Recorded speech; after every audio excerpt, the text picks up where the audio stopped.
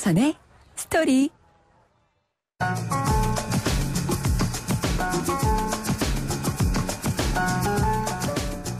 안녕하십니까. 주말 아침을 청취자 여러분과 함께하는 YTN 뉴스 FM 황보선의 스토리입니다.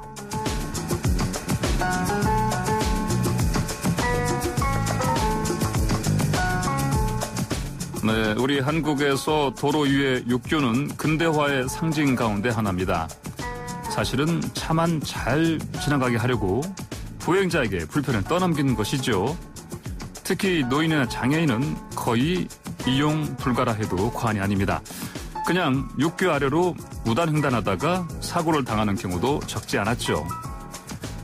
다행히 이런 육교를 없애고 지상 횡단보도로 대체하는 추세이긴 한데요.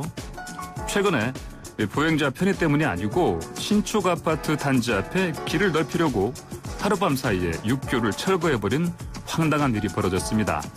철거와 동시에 횡단보도를 만들어두지도 않았고요. 책임자는 구속됐습니다.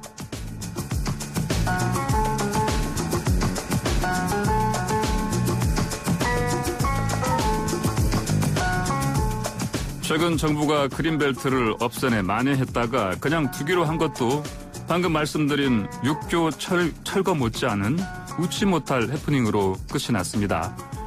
꼼수나 임시방편, 개념 없는 정책은 되풀이되지 않아야겠죠. 7월 25일 토요일 황보선의 스토리는 추억의 팝송으로 시작하겠습니다. 사이먼 앤 가펑클의 Bridge Over Troubled Water입니다.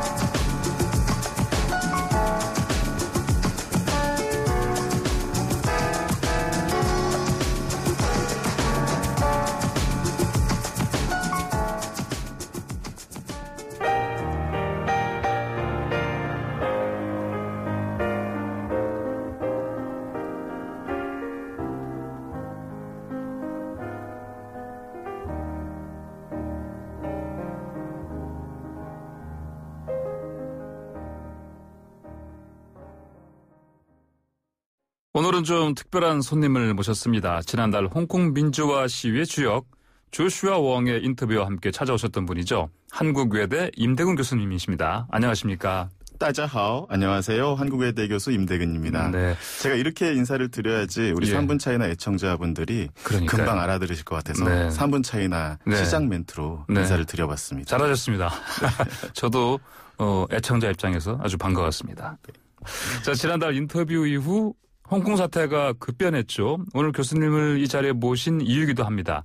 그동안의 상황 간단히 정리 부탁드립니다. 네, 6월 30일 중국 전국인민대표대회가 결국 홍콩 국가보안법을 통과를 시켰습니다. 예. 그리고 지난 7월 1일부터 시행에 들어갔습니다. 예. 이런 과정에서 앞서서 6월 29일에 미국은 홍콩의 특별지위를 박탈을 했고요. 예. 영국은 범죄인 인도 조약을 중단하겠다라고 하는 발표도 했습니다. 네. 그리고 홍콩의 민주화를 이끌었던 그 데모시스토 당이라든지 이런 정당과 기구들이 홍콩 국가보안법이 통과되면서 전격적으로 해산을 선언하기도 했습니다. 얼마 전인 7월 21일에는요. 작년에 홍콩의 위안랑이라는 전철역이 있었는데요. 여기서 백주 대낮에 흰옷을 입은 괴한들이 홍콩 시위대를 무차별로 폭력을 가하는 그런 사태가 있었습니다. KKK도 아니고. 네, 그러게 말입니다. 네네. 그런데 이 사건이 이제 올해로 1주년을 맞아서 1주년 기념 시위를 또 벌였는데요. 이 기념 시위에서 홍콩 경찰이 모두 96명을 체포했고요. 96명. 네, 그중에 5명은 홍콩 보안법 위반 혐의로 체포를 한 것으로 이렇게 지금 알려지고 있습니다. 네.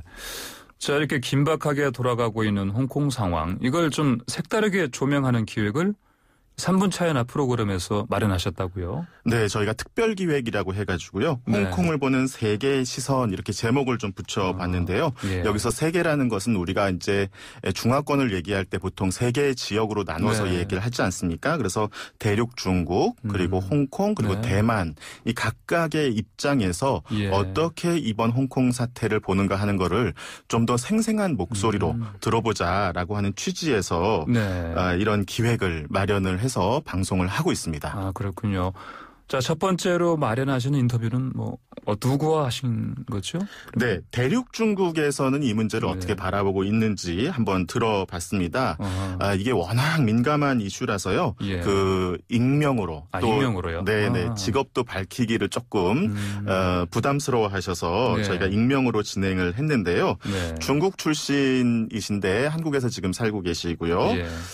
중국 남부 지역 출신이라고 알려주셨어요. 예. 특히 홍콩 근처에서 생활하셨다 이렇게 말씀을 좀 전해주셨습니다. 그래서 중국 분을 모시고 한번 들어봤습니다. 네, 익명의 중국인과 인터뷰 내용 먼저 들어보겠습니다.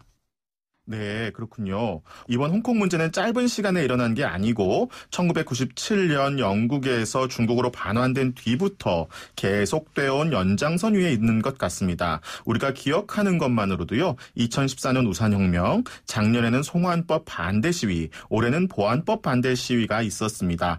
홍콩에서 일어나고 있는 이런 일련의 문제의 근본적인 원인은 무엇이라고 생각하시나요?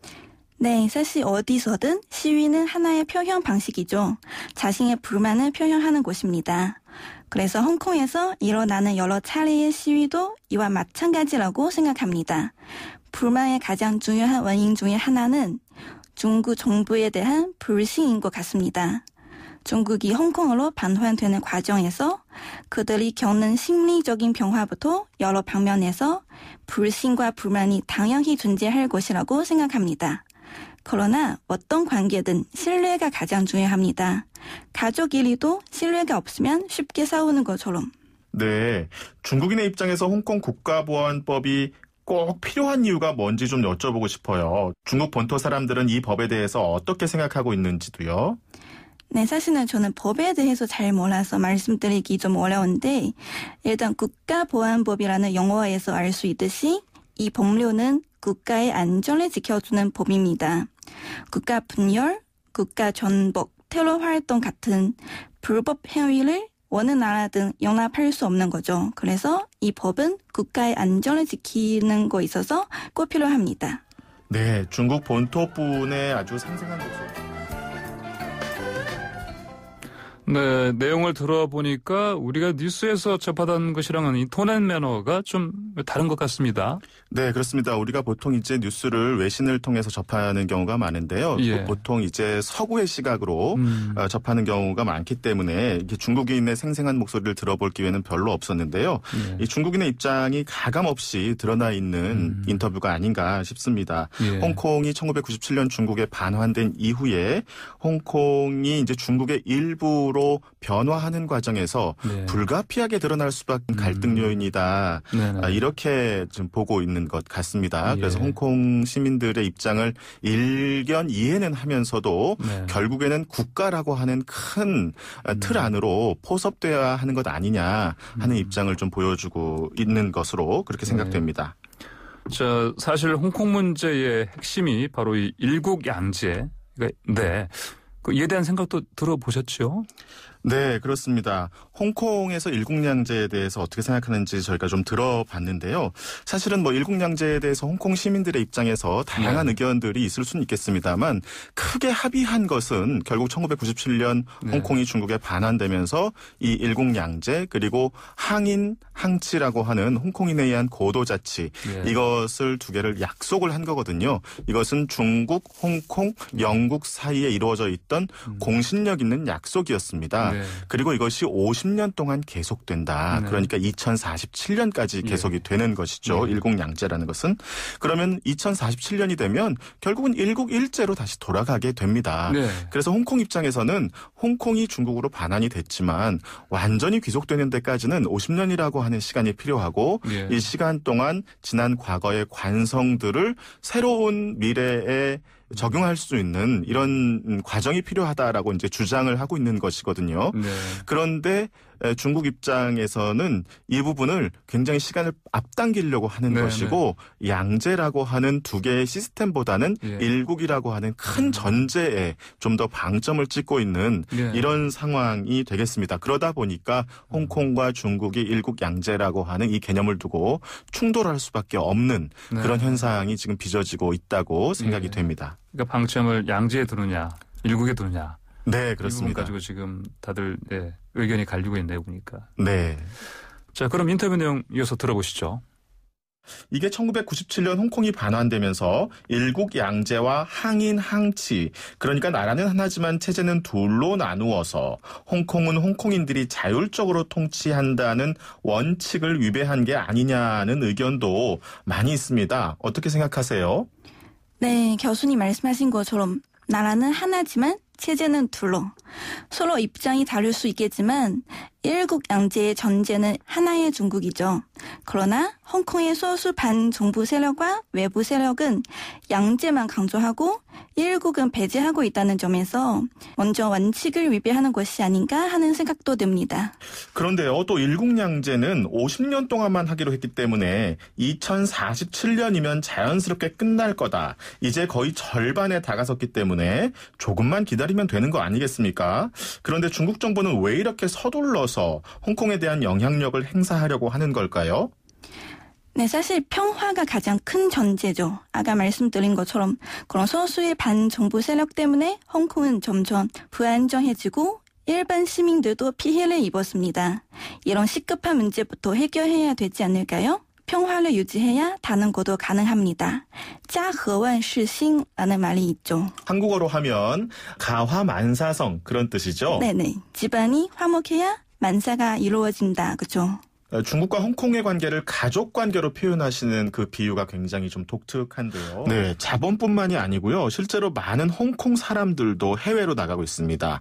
가깝게는 대만을 비롯해서 영국이나 호주 같은 나라로 이민을 가는 사람이 늘고 있다고 하는데요. 1997년 반환될 때도 그런 일이 좀 있었습니다만 이번에도 가히 엑소더스라고 할 만한데요. 이런 현상에 대해서는 어떻게 생각하세요? 아무래도 이런 상황 속에서 사람들이 심리적으로 느끼는 불안감이 무척 크겠죠. 사실 아시다시피 이민은 그렇게 쉬운 문제 아닙니다.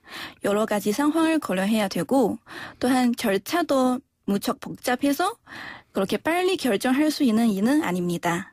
그래서 제 생각에는 이번 일로 인해서 이민을 간다기보다는 원래 이민을 계획해둔 사람들이 이것을 계기로 조금 더 서툴러지는 게 아닐까 싶습니다. 네, 그렇군요. 일국 양제에 대한 대륙 중국의 생각을 들어본 셈인데요. 임 교수님께서는 어떻게 보십니까? 네, 일국양제라는 표현을 우리가 쓸 때는 보통 이 개념이 일국이라는 개념과 양제라는 개념의 합성 개념이기는 하지만 그 중점은 양제에 있다. 두 개의 시스템으로 운영된다라고 하는 측면을 강조하기 위해서 쓴다고 생각을 했는데요. 중국 분들은 지금 일국양제에서 굉장히 중요한 전제가 일국이다. 우리는 다 하나의 나라이기 때문에 존재할 수 있는 거기 때문에 홍콩이 지나치게 양제를 강조하는 것에는 동의할 수 없다. 이런 설명이었습니다. 특히 또 이 메이리 씨가 굉장히 재미있는 표현을 하셨는데요. 가화만사성이라고 얘기했어요. 그러니까 이 국가를 가족에 비유한 표현인데요. 중국인들이 보기에는 홍콩이 철부지, 철없는 막내 아들쯤 돼 보이는 겁니다. 예를 들어서 옛날에 부모가 돈이 없을 때 어쩔 수 없이 입양을 보낸 거예요. 영국에 입양을 보냈다가 이제는 부모가 살만하고 해서 그 막내 아들을 되찾아왔습니다. 그런데 막내 아들 입장에서 보기에는 낳아준 부모 필요 없다. 지금 나를 길러준 부모가 훨씬 중요하다. 이렇게 지금 떼를 쓰고 있다고 보는 것이죠. 그래서 제가 인터뷰 이후에도 개인적으로 좀 이 문제를 여쭤봤는데요. 대다수의 중국인들이 홍콩인들이 좀 떼를 쓰고 있는 이런 정도다. 이렇게 생각하고 있다라는 말씀을 좀 보충해서 들을 수 있었습니다. 네. 최근 이어지고 있는 이민 행렬에 대해서도 차분한 톤으로 의견을 이제 밝혔습니다. 네, 전 세계적으로 일고 있는 비난 여론하고는 조금 다른 의견인데요. 혹시 한번 좀 여쭤보겠습니다. 최근에 화제가 되고 있는 영화가 한 편이 있습니다. 반도라는 영화인데 혹시 보셨습니까? 제목은 들어보고 저는 아직 못 봤습니다. 네, 저도 최근에 이제 볼 기회가 있어서 봤는데 이 얘기가 이제 한국이 이제 좀비 때문에 완전히 폐허가 된 상태에서 어쩔 수 없이 한국을 탈출해서 홍콩으로 건너가서 살다가 다시 이제 한국에 이 폐허를 들어와 가지고 그 남아있는 사람들과 함께 탈출하는 이런 이야기를 그리고 있는데요. 그런데 사실은 현실은 지금 거꾸로 진행되고 되고 있는 것 같습니다. 홍콩에서 탈출 러시가 이어지고 있고요. 예. 그래서 영화가 보여주는 상상력이라고 하는 것이 참 정말 놀랍다 이런 생각을 좀 하게 됐는데요. 예. 이민에 대해서도 지금 메이리 씨가 이건 원래부터 계획하고 있었던 것이지 이번 사태 때문에 꼭 갑자기 마음을 결정한 것은 아닐 것이다. 이렇게 이제 얘기를 하고 있어요. 이것이 이제 제가 보기에는 홍콩을 중국식으로 완전히 접수해가는 과정을 지금 보여주고 있는 것 아닌가 하는 생각이 듭니다. 네. 그래서 중국이 보기에 홍콩이라고 하는 이 남부 지역 도시 그리고 더 넓게는 그 남사군도 일대를 포함해서 대만으로까지 이어지는 그 남부 팽창 전략을 잘 보여주고 있는 그런 대목이 아닌가 하는 생각이 듭니다. 예. 이제 이렇게 중국 본토의 목소리를 들어봤는데 다음 주에도 특별 기획 이어진다고 들었습니다. 네, 다음 주에는 두 번째로 대만의 시선이 준비가 되어 있습니다. 예. 대만을 왜 갑자기 끌어들일까 하는 생각을 하실 수도 있는데요. 예. 대만이 굉장히 중요합니다. 특히 대만이 중국, 홍콩, 대만 그리고 동남아시아 화교권으로 이어지는 일련의 그 수직 구조 속에서 중화권 벨트를 잇는 굉장히 중요한 축이기 때문에 이번 홍콩 사태와 뗄래야 뗄 수 없는 그런 관계에 있습니다. 그래서 대만에서는 이번 홍콩 사태를 어떻게 보는지 하는 내용을 다음 주에 한번 들어보기로 했습니다. 아, 그러시군요. 그럼 다음 주에 방송될 내용 맛보기로 좀 들어볼 수 있을까요? 네, 물론입니다. 황보선의 스토리 청취자 여러분들을 위해서 준비를 해왔습니다. 앞서 일국 양제에 대한 대륙 중국의 생각 들어보셨는데요. 대만은 어떻게 생각하는지 한번 들어보시겠습니다. 네, 인터뷰 내용 함께 들어보시죠. 네. 대만하고 홍콩은 상대적으로 가까운 지역이고 또 역사적으로도 많은 왕래가 있었어요. 그래서 더 남의 일이 아니라고 생각하실 수 있을 것 같은데요. 대만 분들이 이 문제에 깊은 관심을 가지고 남의 일이 아니다. 이렇게 생각하는 이유가 있다면요? 가장 중요한 것은 아마 중국어로는 일국 양제인데 이국兩制. 그러니까 한 나라에서 두 개의 체제. 중국 대륙에서 지금 통일하는 방법으로 홍콩도 그렇고 마카오도 그렇고 대만 미래에도 이렇게 하고자 하는 방식으로 그래서 대만 사람들이 일국양제 방법에 대해서는 굉장히 반감도 크고 아예 좋아하는 사람이 없을 거예요. 그래서 가장 중요한 것은 아마 그렇죠. 그 정치적인 이런 일국양제에 대한 반감인 것 같아요.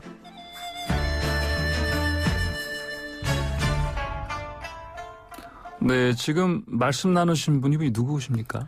네, 대만 국적을 가지고 계신 분인데요. 한국에서 이제 대학에서 가르치고 계시는 분이세요. 신안산대학교의 로홍진 교수님께서 아주 귀한 시간을 좀 내주셨습니다. 아, 그래서 우리말도 그렇게 잘 하시는군요. 네, 그렇습니다. 자, 역시 중국과 대만의 입장은 많이 다른 것 같습니다. 네, 그렇습니다. 대만이 중국의 일부냐 아니냐 하는 데 대해서 굉장히 큰 논란이 있을 수 있는데요. 사실은 우리가 이제 대만을 놓고 생각해 보면은요. 문화적으로나 역사적으로 보면 두 가지 측면이 굉장히 뒤섞여 있는 그런 지역이라고 얘기를 할 수 있겠습니다. 원래 대만은 자생적으로 보면요. 동남아시아 해양 문화가 발달한 그런 지역이었습니다. 그래서 이제 그런 문화를 받아들였던 원주민들이 아직도 지금 살고 있고요. 굉장히 자연스러운 그 결과물이죠.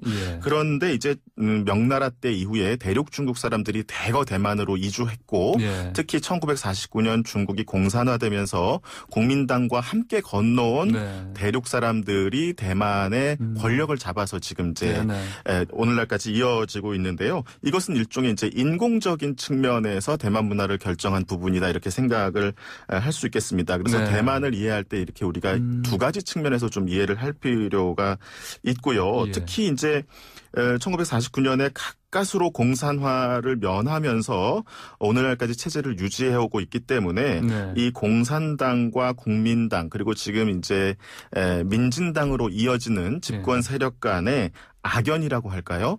이것은 이제 굉장히 오랜 역사를 가지고 있다. 이렇게 말씀드릴 수 있을 것 같습니다. 그렇기 때문에 대만과 중국의 입장은 다를 수밖에 없다. 이렇게 말씀을 드리겠습니다. 명나라 때로까지 거슬러 올라가는. 네, 그렇습니다. 그 원주민들을 저도 잠깐 어디 사진으로 본 적이 있는데 많이 다르더라고요. 네네. 폴리네시안 계통의 사람들이죠.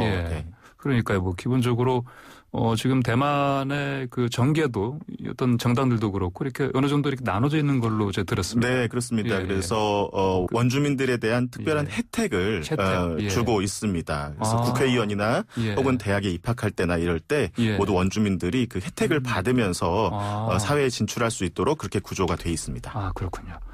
자, 이번 사태에 대해서 대만 내 분위기는 어떤지 또 대만 정부의 입장은 특히 어떤지도 인터뷰 내용에 담겼다고 하는데 이어서 들어보시겠습니다. 네, 홍콩 문제는 대만 경제에도 상당히 영향을 미치고 있는 것 같습니다. 몇 년 전 차이잉원 정부 1기 때는요, 대륙과의 관계가 안 좋아지면서 대륙이 대만 관광을 전면 금지한 적이 있었죠. 그때는 관광업에 의존하던 경제 영역이 거의 붕괴 직전까지 가면서 오히려 그런 결과를 유도한 차이잉원 정부에 대한 원성이 자자했던 적이 있었단 말이죠. 그런데 이번에는 조금 상황이 달라졌을까요? 그렇죠. 제가 보기에는 차이잉원 정부 운이 좀 좋은 것 같아요. 그러니까 처음에 그 선거했을 때는 이런 탄압 때문에 그 차이잉원 당선됐죠. 그리고 이번에 또 재선하는 과정에서 홍콩 사태 나타났어요. 그래서 또 재선 성공했죠. 그래서 차이잉원 가장 큰 어떤 도움이니까 주는 사람이 바로 중국 정부이 아닌가 생각합니다. 그래서 경제 면에서는 사실은 많이 안 좋아요, 사실은.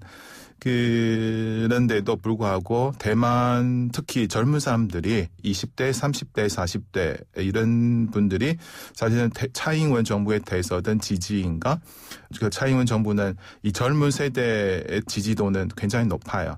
이런 분들이 사실은 20년 정도 대만의 본토화 교육 때문에 자기는 중국 사람 아니다. 자기는 대만 사람이다.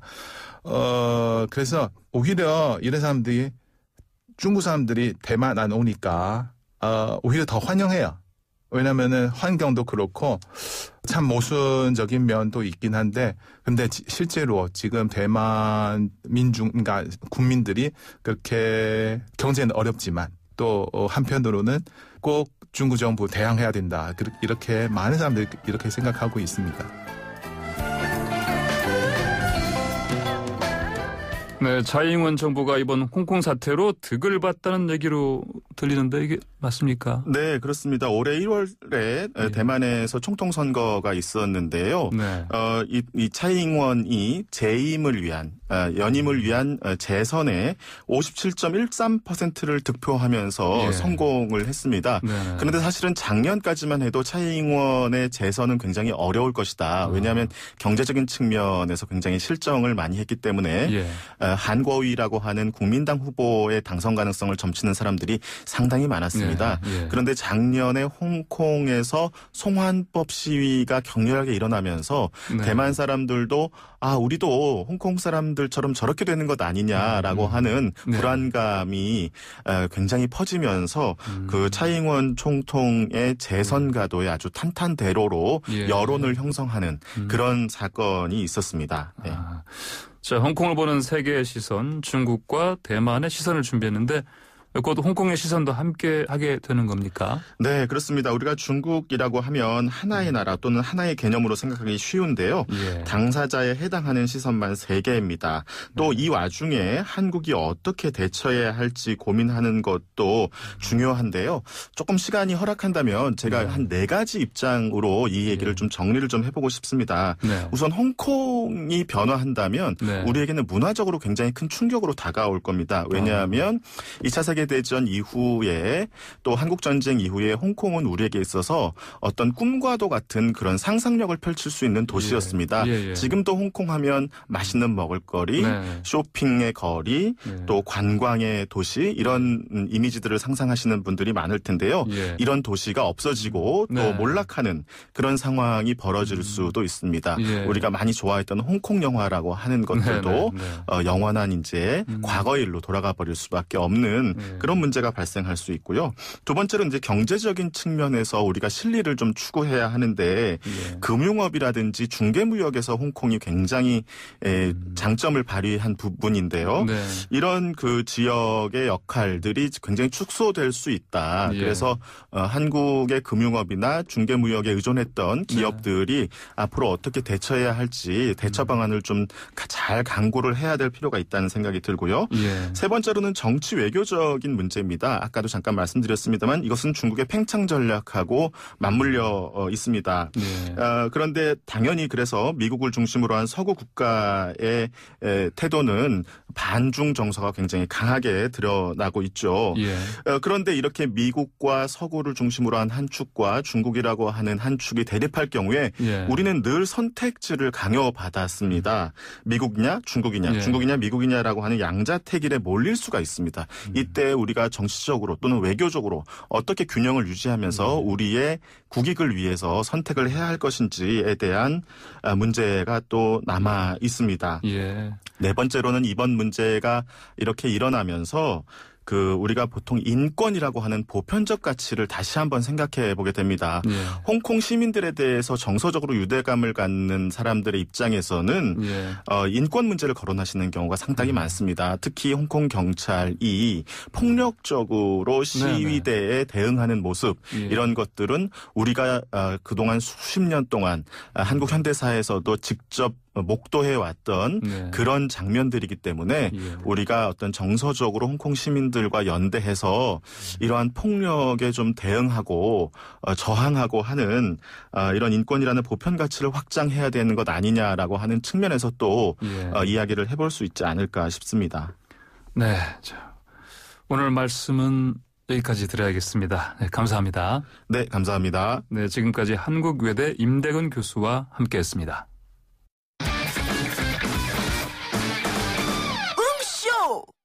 날이면 날마다 오는 코너가 아닙니다. 언제 등장할지 어떤 내용이 나올지 아무도 알 수 없는 부정기 주말 엔터테인먼트 쇼 웅쇼.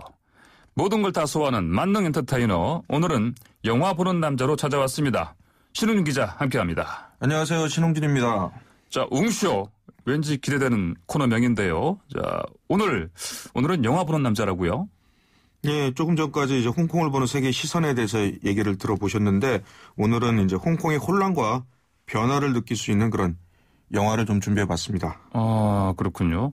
사실 우리는 홍콩 영화 세대 아닙니까? 홍콩 느와르가 그렇죠. 전성기를 이룰 때 우리 사실은 어렸을 때. 그렇죠. 느와르에 앞서서 60년대 이제 외파리 검객 왕후 독비도라고 했던 그 시리즈들이 있었고요. 그 시기를 지나서 이제 70년대 이소룡 그리고 80년대 성룡 이런 무협 영화 시기를 거치지 않았습니까? 네, 그렇죠. 이 당시에 이제 영화들이 이제 한국은 물론이고 미국의 유명한 감독이죠. 퀸틴 타란티노에게도 굉장히 영향을 많이 미쳤던 그런 무협 영화의 시기가 있었고요.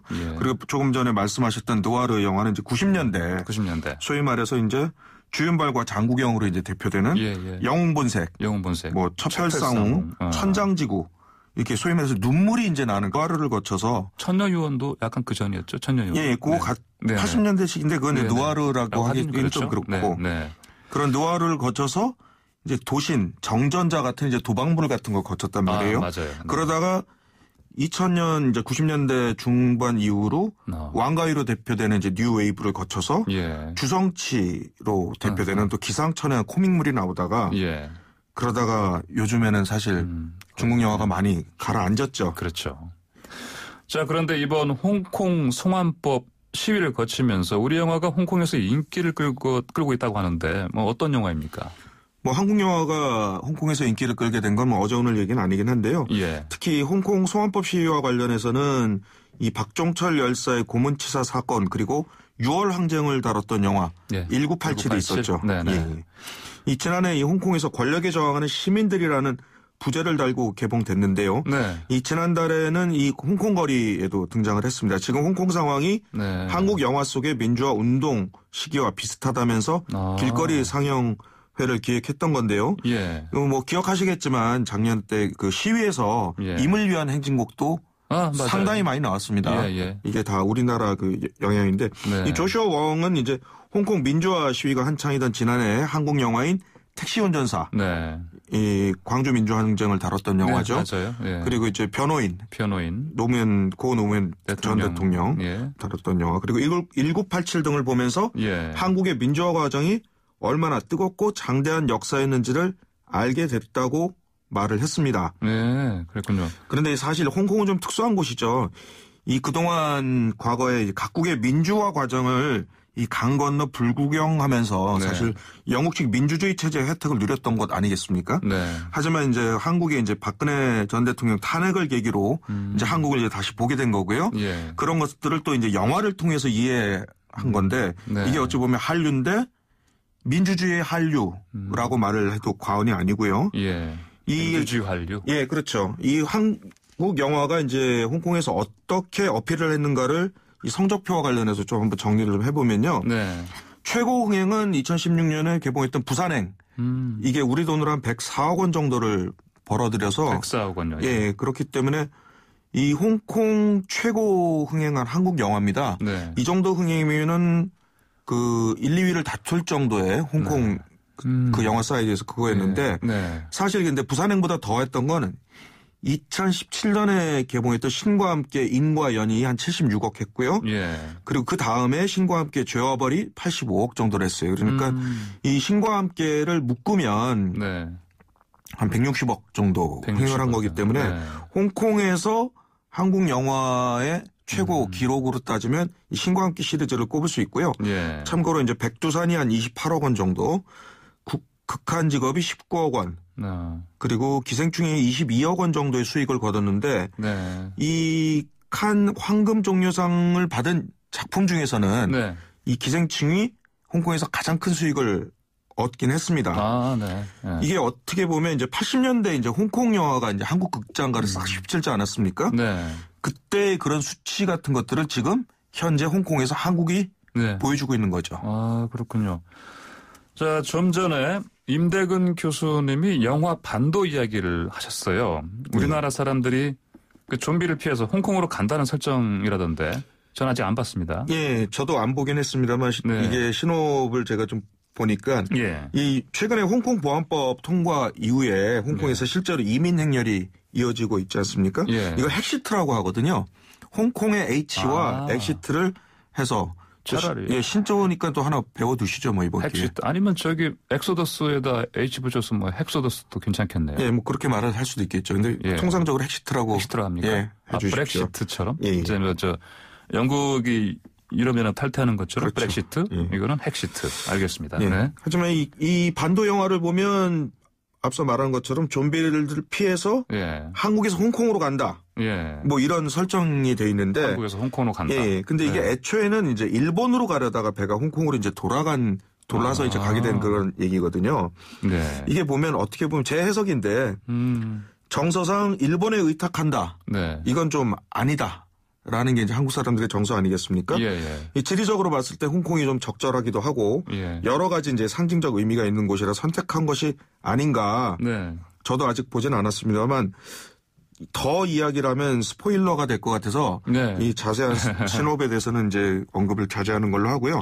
다만 이게 좀 재밌는 게 이게 이번 지난 15일 날 개봉을 했거든요. 홍콩, 대만, 싱가포르 동시 개봉 예정이었어요. 근데 홍콩이 이제 코로나19로 인한 이 사회적 거리두기를 강화한다라고 해서 영화관을 폐쇄하는 바람에 홍콩에서만 아직 개봉이 안 된 걸로 알고 있거든요. 이게 홍콩에서 지금 4명 이상 모임이 금지가 돼 있습니다. 4명이요? 예, 이게 좀 심하죠. 그러니까 뭐 극장은 당연히 이제 술 한잔 마시려고도 4명이 기본인데 그렇게 돼버렸습니다. 그렇군요.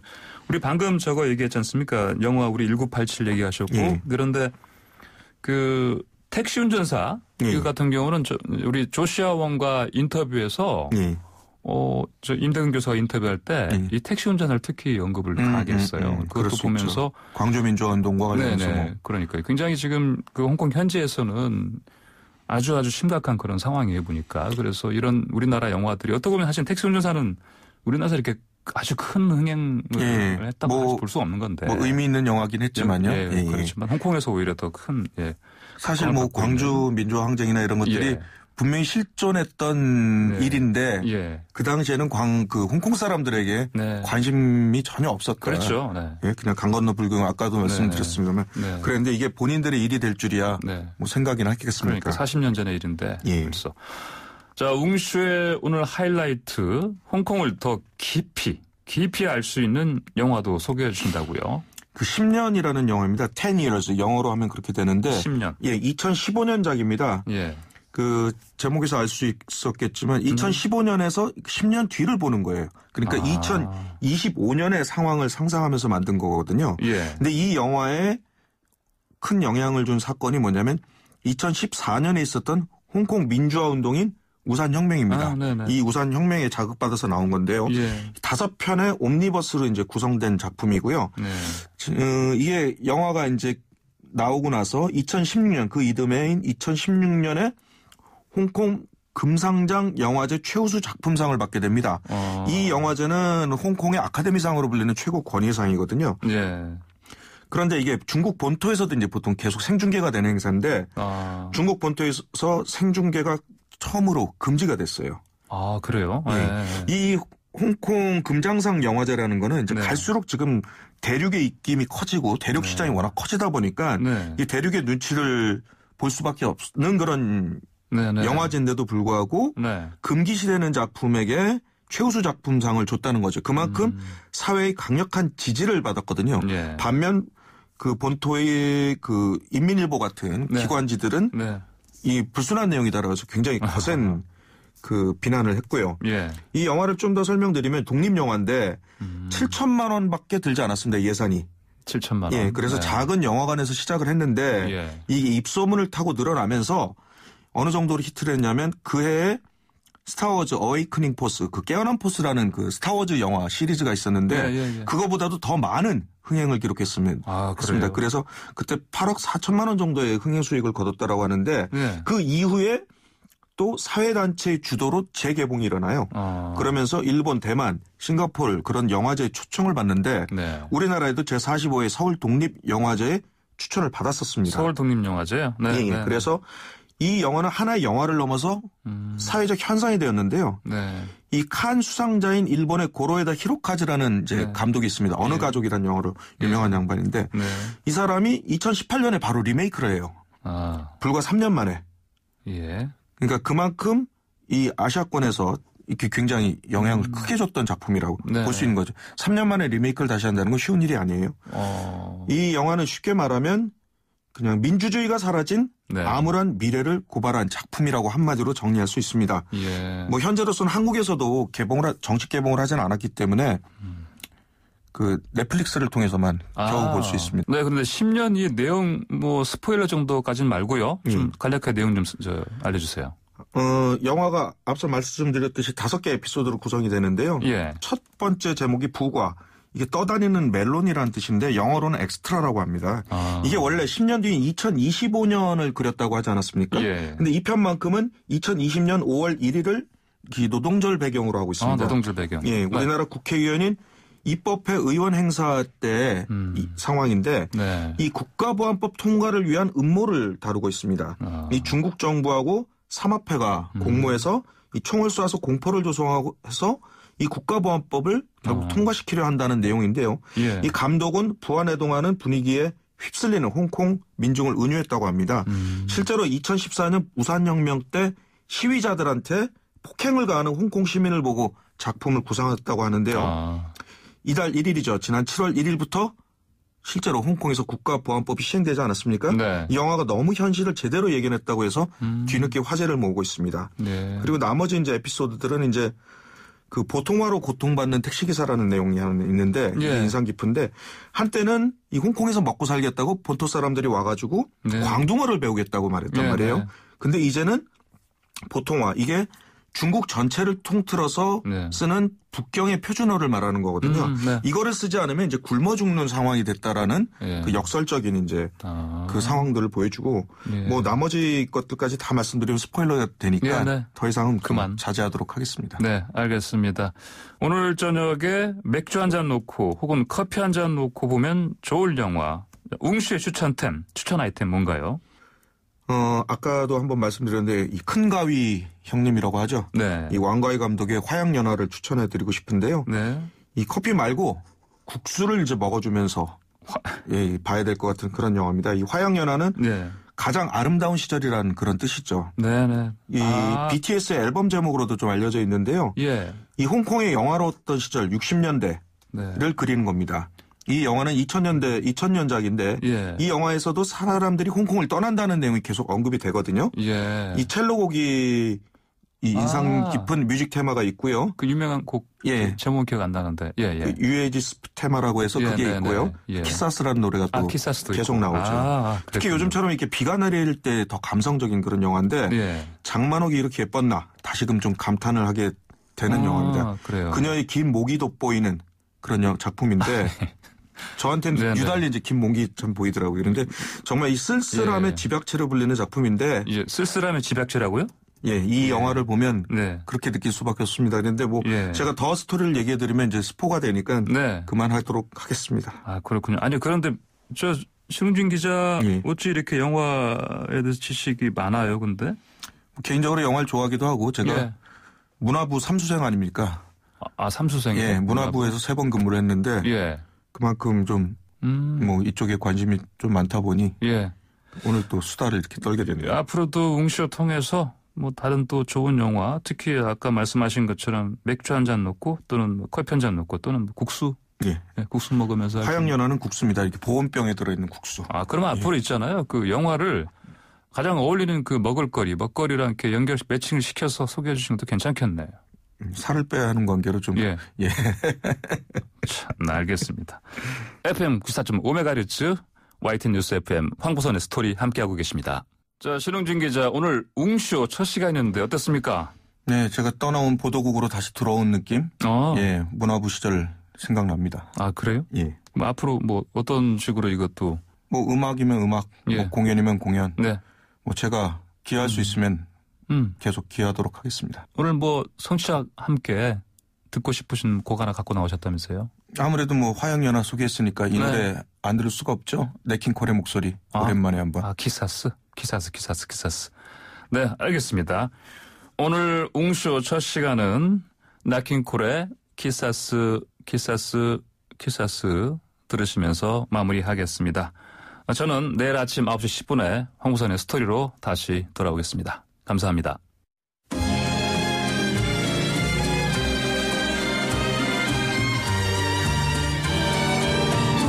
Siempre que te pregunto que cuándo, cómo y dónde, tú siempre